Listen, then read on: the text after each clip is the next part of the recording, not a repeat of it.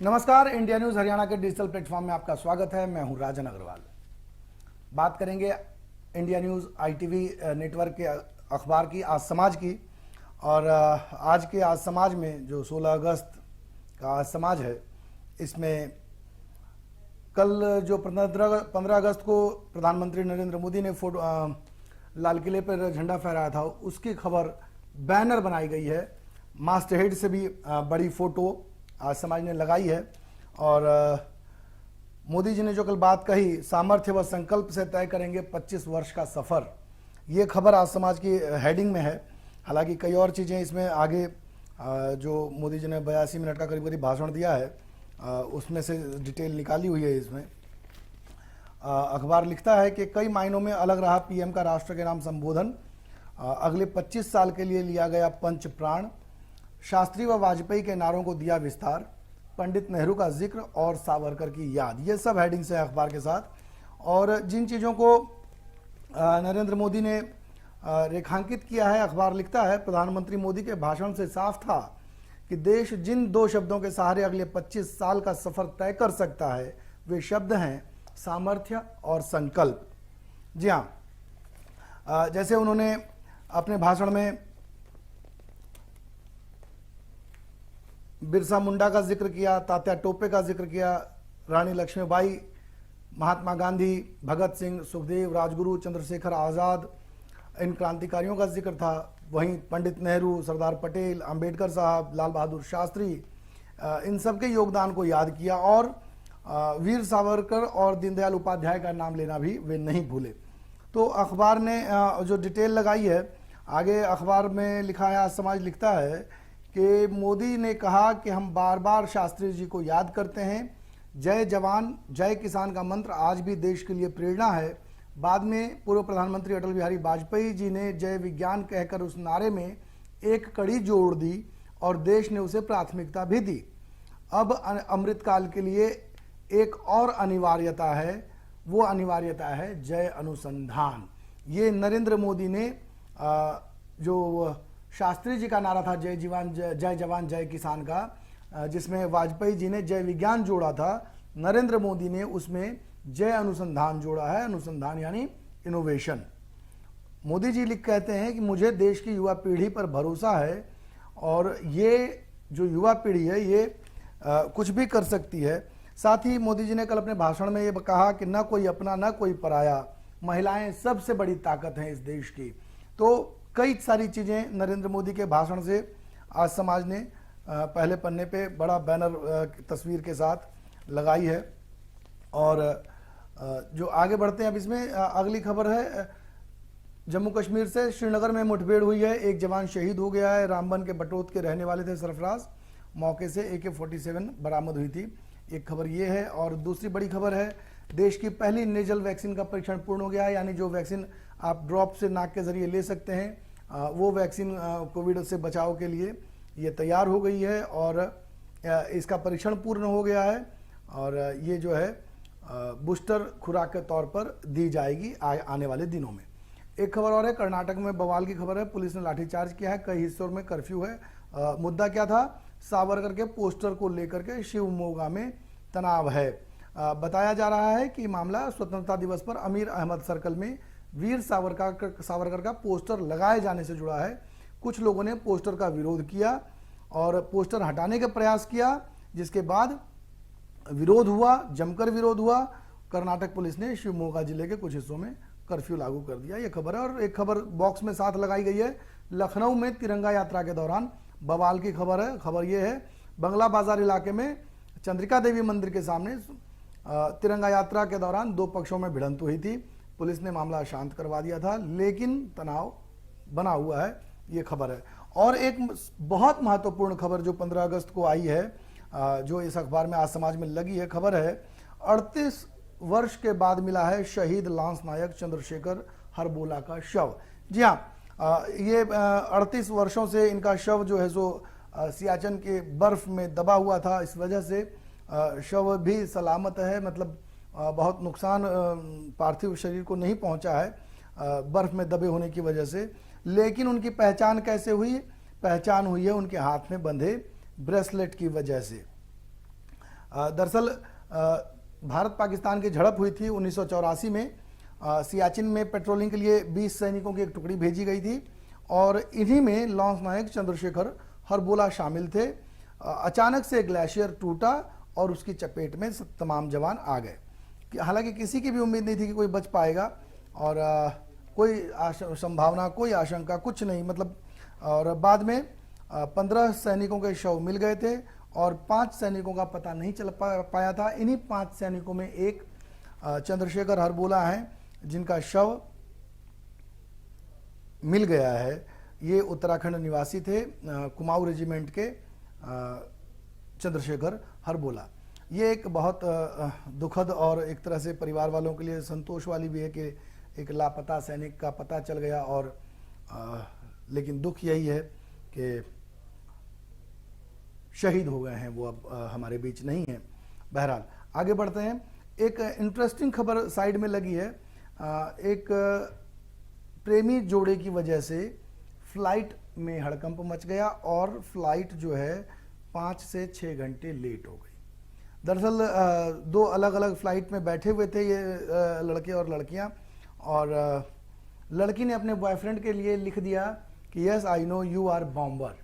और ये जो टेक्स्ट था लड़के के साथ वाले यात्री ने पढ़ लिया, जिसके बाद उसने फ्लाइट के क्रू को सूचना दी और जांच के लिए सबको उतारा गया, दोबारा से चेकिंग हुई और इस सारी प्रक्रिया में 5 से 6 घंटे का वक्त लग गया।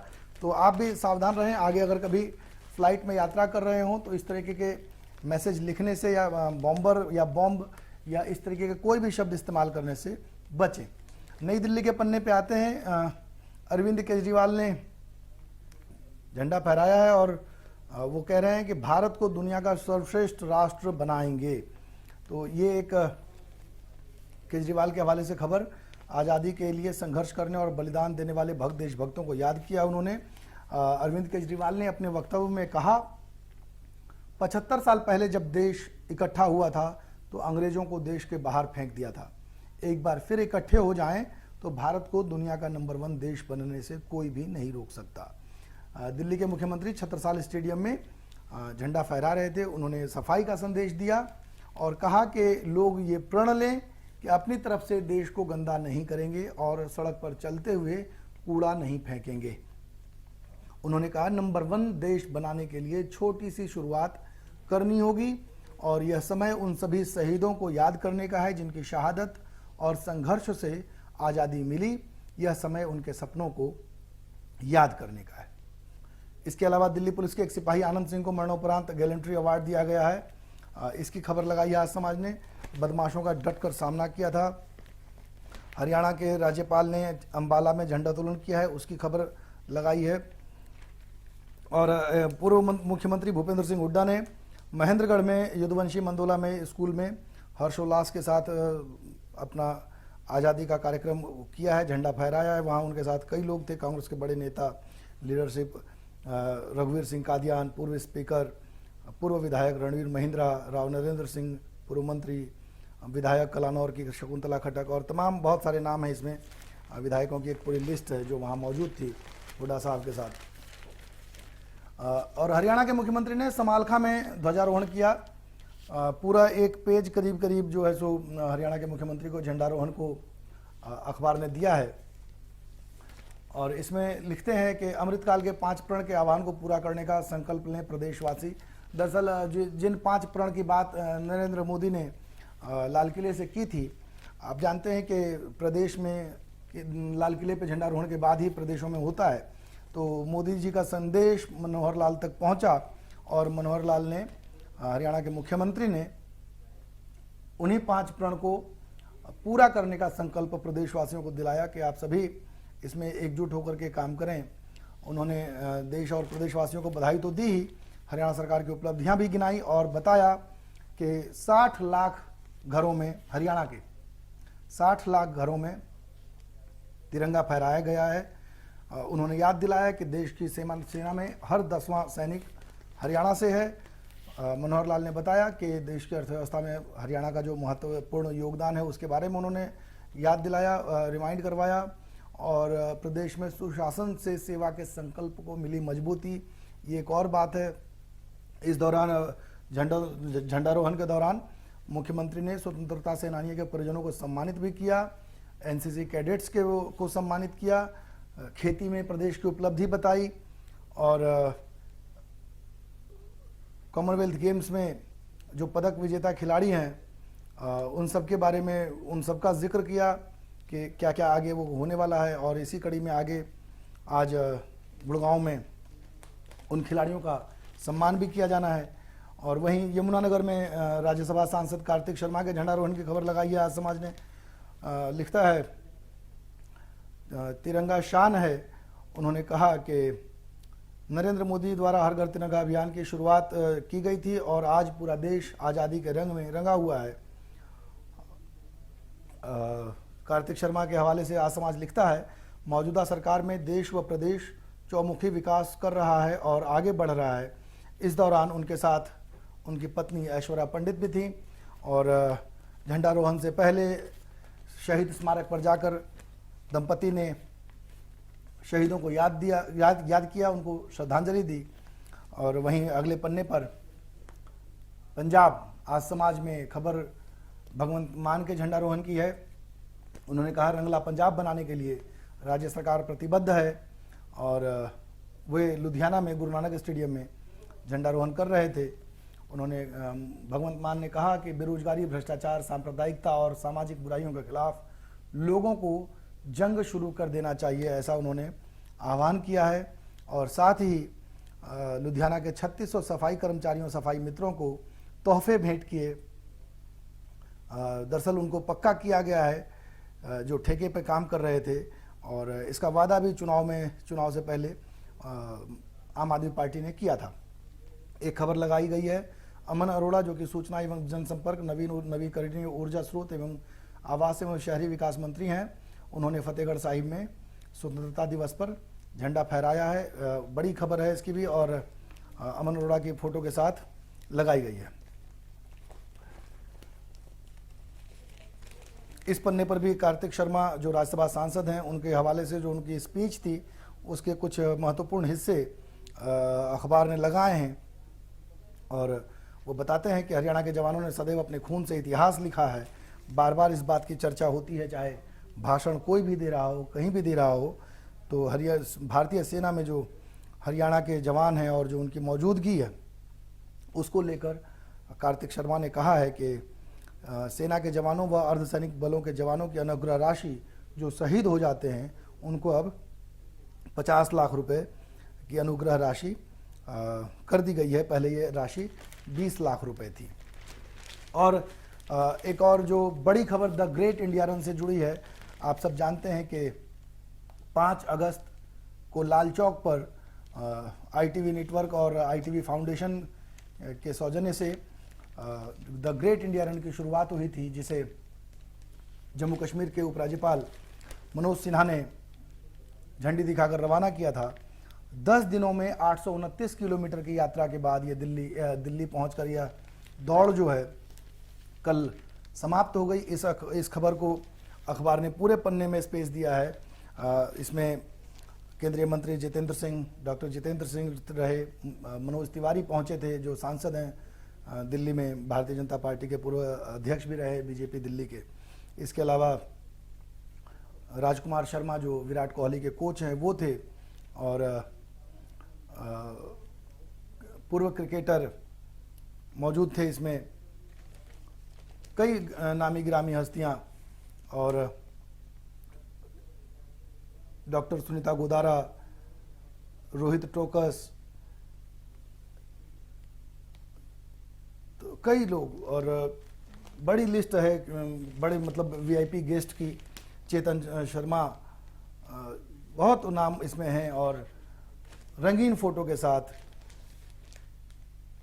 829 किलोमीटर की दूरी तय करने की जो खबर, और इसको अखबार ने टीवी जैसा ही बनाने का प्रयास किया है, जिसमें जितेंद्र सिंह के हवाले से लिखा गया है कि उन्होंने इस कार्यक्रम की आयोजन की जमकर सराहना की और इसके लिए सांसद कार्तिक शर्मा और ITV समूह को उन्होंने धन्यवाद दिया है। इस खबर को इन्होंने बहुत अच्छे से स्पेस देकर पूरे पेज पे कवर किया है। जो देश वाला पन्ना है आज समाज का, इसमें बेंगलोर से खबर है, पुलिस ने टीपू सुल्तान का पोस्टर फाड़ने के आरोप में 3 लोगों को गिरफ्तार किया। एक खबर यह है। और पटना में जो तिरंगा यात्रा निकाली गई थी, तिरंगा मार्च था, उसमें फोटो लगाई है, कई सारे लोग इसमें शामिल हैं। और साथ में ही एक फोटो है कि गंगा नदी में राष्ट्रीय ध्वज फहराते हुए कुछ युवा हैं, उत्साही युवा हैं। और नीतीश कुमार मंत्रिमंडल का आज का विस्तार की खबर है कि जो होना है आज, उसकी खबर है। मुकेश अंबानी को गिरफ्तार कर धमकी देने वाला गिरफ्तार कर लिया गया है, ये खबर इसमें लगाई गई है।